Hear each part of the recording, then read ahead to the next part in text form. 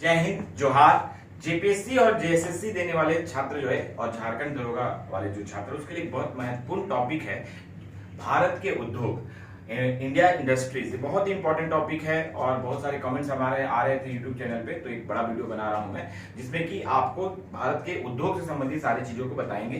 तो सबसे महत्वपूर्ण है कि भारत में उद्योग जो है लगना शुरू कब हुआ, इससे ज्यादा इंपॉर्टेंट है कि भारत की औद्योगिक नीति कब शुरू हुई। भारत में औद्योगिक नीति जो है स्वतंत्रता के बाद सबसे पहली औद्योगिक नीति जो है आपको 1948 में शुरू हुई। 1948 में पहली औद्योगिक नीति शुरू हुई। आप इसको याद कर लीजिएगा, बहुत बड़ा एक प्रश्न आता है। दूसरा जो है औद्योगिक नीति, सेकंड औद्योगिक नीति 1956 में हुआ। 1956 में दूसरा औद्योगिक नीति आया। और तीसरा जो सबसे महत्वपूर्ण औद्योगिक नीति, इसको डेट के साथ लिख दिया हूं, 24 जुलाई 1991 को नई औद्योगिक नीति आई। इसका इंपॉर्टेंस इसलिए है कि नई आर्थिक नीति के बाद ये नई औद्योगिक नीति आई थी। नई आर्थिक नीति जब आया उसी समय नई औद्योगिक नीति आई, जब आपको जो है कि बहुत आर्थिक संकट हो गया था और new economic policy Manmohan Singh ने लाया था, डॉक्टर मनमोहन सिंह ने लाया था, जो वित्त मंत्री थे, और उसमें प्रधानमंत्री पीवी नरसिम्हा राव थे। तो उसी समय जो है नई तीसरी औद्योगिक नीति लाई गई। और उसके बाद जो है बहुत महत्वपूर्ण चीज हुआ कि लाइसेंसिंग की जो है, बहुत सारे उद्योग पे लाइसेंस देना होता था, उसको खत्म करके कुछ उद्योग पे कर दिया। कितने उद्योग पे?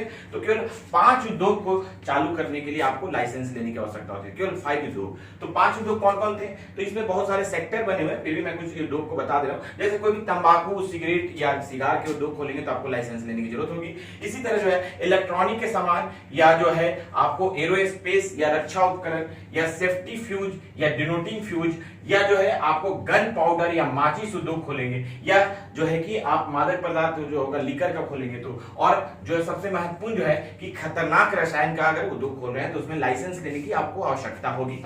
तीसरा महत्वपूर्ण बात है इसमें कि आपको सार्वजनिक क्षेत्र में केवल मात्र 2 उद्योग को ही रखा गया है, जो क्योंकि सरकार उस पर काम करेगी, जो सरकार का उद्योग है। पहला है परमाणु ऊर्जा।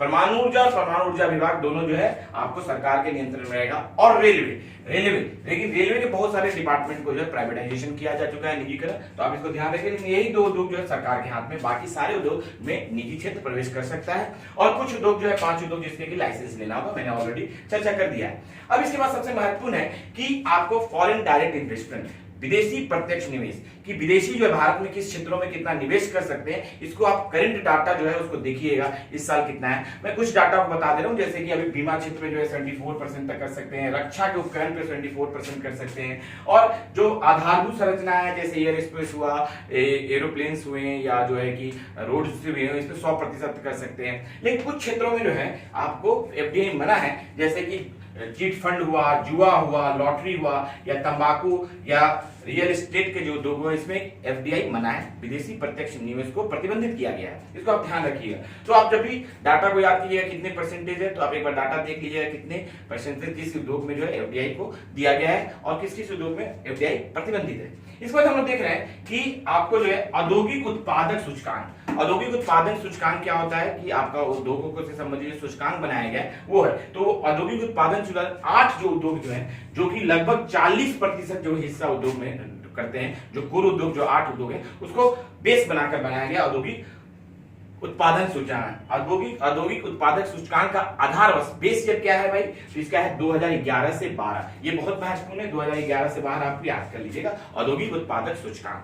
अब हम लोग देख रहे हैं कुछ महत्वपूर्ण उद्योग के बारे में मैं आपको बताने जा रहा हूं। सबसे महत्वपूर्ण उद्योग है कपड़ा उद्योग। कपड़ा उद्योग जो है सबसे महत्वपूर्ण उद्योग, इसमें 3.5 करोड़ जो है रोजगार है। और रोजगार से सबसे महत्वपूर्ण बात है कि सबसे बड़ा जो है कृषि आधारित रोजगार देने वाला यही है, और उद्योग में देखा जाए तो ही सबसे ज्यादा रोजगार यही देता है। रेलवे के बाद दूसरा जो है महत्वपूर्ण रोजगार देने वाला क्षेत्र कपड़ा उद्योग है। कपड़ा उद्योग जो है हमारे देश के जो औद्योगिक उत्पादन उसका 14% हिस्सा है, और जो जीडीपी का ये 4% हिस्सा है। इसे ध्यान दीजिएगा आप लोग। उसका निर्यात में ये 11% हिस्सा है अपना देता है, और आयात भी 2 से 3% हो जाता है आपको कपड़ा उद्योग में।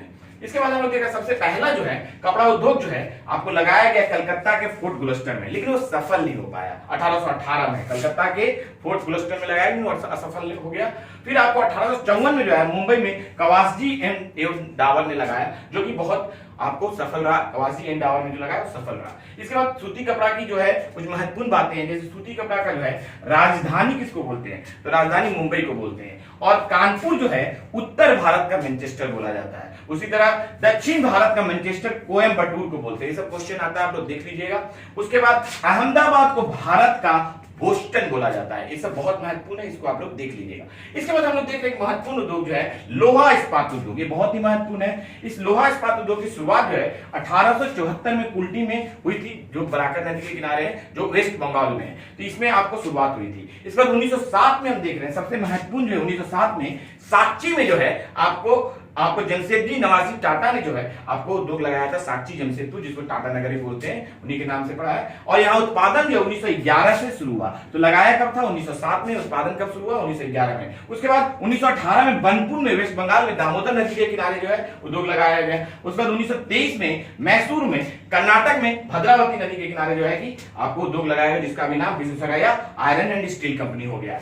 इसके बाद देख रहे दूसरी पंचवर्षीय योजना में 3 महत्वपूर्ण लोहा इस्पात उद्योग लगाए गए, जैसे राउरकेला जो है आपको उड़ीसा में जर्मनी के सहयोग से लगाया गया, दुर्गापुर जो है पश्चिम बंगाल में ब्रिटेन के सहयोग से लगाया गया, भिलाई जो है आपको छत्तीसगढ़ में, ये आपको सोवियत रूस के सहयोग से लगाया गया। तो ये बहुत महत्वपूर्ण है। और एक महत्वपूर्ण क्वेश्चन है, तीसरी पंचवर्षीय योजना में बोकारो स्टील प्लांट लगाया गया 1964 में, सोवियत रूस के सहयोग से। और चौथी पंचवर्षीय योजना में कुछ और उद्योग लोहा इस्पात के लगे। सलेम जो है तमिलनाडु में लगा, और उसी तरह विशाखापट्टनम में लगा आंध्र प्रदेश में। उसी तरह जो है विजयनगर आपको लगा, आपको कर्नाटक में। तो विजयनगर में भी आपको उद्योग लगाया गया। इसका सारे ही जो पब्लिक सेक्टर के उद्योग जो थे, सार्वजनिक क्षेत्र के उद्योग को एक छत के नीचे लाने के लिए 1974 में जो है सेल का गठन किया, और इन सारे उद्योगों को जो है इनके अंदर दे दिया गया, सेल के अंतर्गत दे दिया गया। तो ये महत्वपूर्ण आपको लोहा इस्पातों के उद्योग बताया। उसका सबसे महत्वपूर्ण उद्योग है अल्युमिनियम उद्योग। अल्युमिनियम उद्योग जो है 1937 में जो है कि जेके नगर में, आसनसोल में लगाया गया। उसके बाद 1938 में मुरी जो है झारखंड में लगाया गया,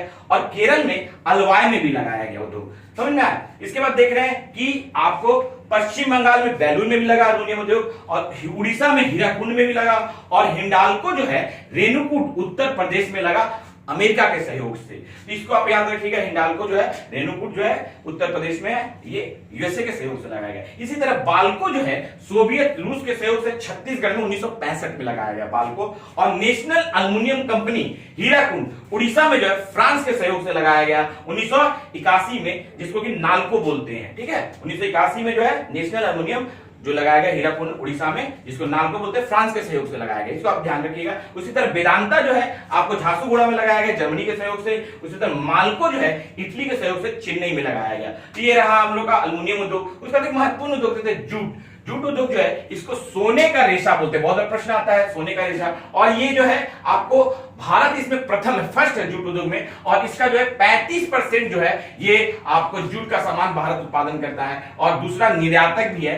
पहला निर्यातक बांग्लादेश है, लेकिन ये दूसरा निर्यातक भी है भारत। और इसके बाद देख रहे हैं कि ये सबसे पहले लगा कोलकाता के रिश्रा में 1855 में जूट उद्योग लगा, कलकत्ता के रिश्रा में 1855 में लगा। और भारतीय जूट निगम का गठन किया गया 1971 में। याद रखिएगा, भारतीय जूट निगम का गठन किया गया 1971 में। और अंतरराष्ट्रीय जूट संगठन जो है 1984 में ढाका में इसका मुख्यालय है। अंतरराष्ट्रीय जूट संगठन जो बनाया गया 1984 में ढाका में इसका, और मुख्यालय इसका ढाका में, बांग्लादेश में। तो ये आपका जूट उद्योग है। चीनी उद्योग का सबसे पहले प्रयास 1903 में बिहार में किया गया। उसके बाद सबसे सफलतम प्रयास 1940 में बिहार में बेतिया से शुरू हुआ। चीनी के जो है वो चीनी में भारत जो उपभोक्ता सबसे ज्यादा भारत में खपत है चीनी का, और उत्पादन में इसका स्थान दूसरा है, ब्राजील का पहला है। इसी तरह देख रहे हैं ये रोजगार में वस्त्र उद्योग के बाद दूसरा सबसे ज्यादा रोजगार देने वाला उद्योग है चीनी उद्योग। और राजस्थान के गंगानगर जिला में जो है चीनी जो है चुकंदर से बनाया जाता है, इसको ध्यान रखिएगा। और चीनी का सबसे ज्यादा कारखाना महाराष्ट्र में 195, अभी और बढ़ गया होगा। और उसके बाद दूसरा उत्तर प्रदेश में है। इस तरह से हम लोग इस उद्योग को देख रहे हैं। उसके बाद हम लोग देख रहे हैं एक महत्वपूर्ण उद्योग जो है आपको सीमेंट उद्योग है। ये सबसे आधुनिक उद्योग है सीमेंट उद्योग। इसका पहला जो उपयोग जो है पहला विश्व में हुआ था ब्रिटेन में 1824 में पोर्टलैंड से, इसलिए पोर्टलैंड सीमेंट भी बोला जाता है। उसके बाद आपको भारत में जो है इसका सबसे ज्यादा शुरुआत जो है 1904 में हुआ चेन्नई मद्रास में। ठीक है, और ये जो है भारत जो है सीमेंट उत्पादन में दूसरा स्थान रखता है, पहला चीन का है। तो भारत जो है सीमेंट में दूसरा स्थान रखता है। और एसीसी सीमेंट जो है 1936 में बना, एसीसी सीमेंट 1936 में हुआ।